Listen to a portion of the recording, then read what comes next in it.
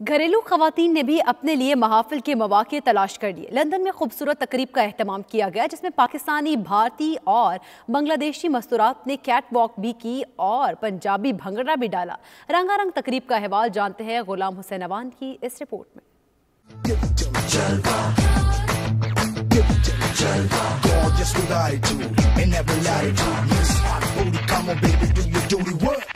جسموں کا ہے یہ جلوہ، جسموں کا ہے یہ جلوہ، شہرت بھی دے یہ جلوہ، مقصد بھی دے یہ جلوہ۔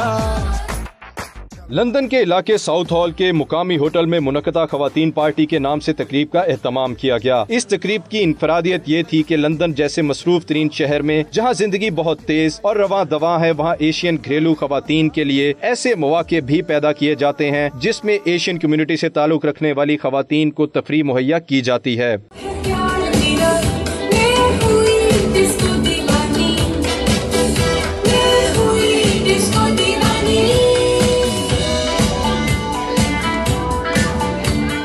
ایسی ہی ایک تقریب میں خواتین کو کیٹ واک، پنجابی بھنگڑے اور مختلف انداز سے تفریح دے کر زندگی میں رنگ بھرنے کی کوشش کی گئی۔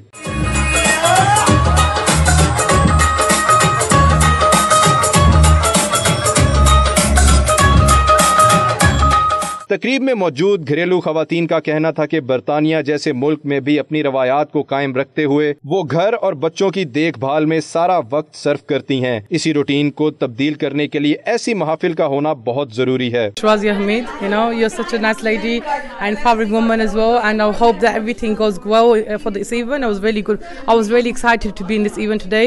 She gave me such a nice award that I'm really happy that I'm really excited for that. آج یہاں پہ ویمنس امپاورمنٹ کی طرف سے لیڈیز نائٹ کا ایک ارینجمنٹ کیا گیا تھا، اور اس کا مقصد یہ تھا کہ ڈفرینٹ کلچرز کی لیڈیز جو ہے وہ یہاں پہ ایک دوسرے سے ملیں، اور یہ ایک اچھا پلیٹ فارم ہے جس میں لوگوں کو اپنے آپ کو ایکسپریس کرنے کا موقع ملتا ہے۔ اور میرے خیال سے جس طرح کی آپ کی ایک ٹف روٹین لائف چل رہی ہوتی ہے اس میں یہ ایک بہت پازیٹیو پوائنٹ ہے۔ آج میں رازیہ حمید کے پروگرام میں آئی ہوں اور مجھے بہت اچھا لگا ہے کیونکہ یہاں پہ سب قسم کی وومن تشریف لائی ہیں، جس میں ماڈلز، پردے دار خواتین، گھریلو لڑکیاں، بچیاں۔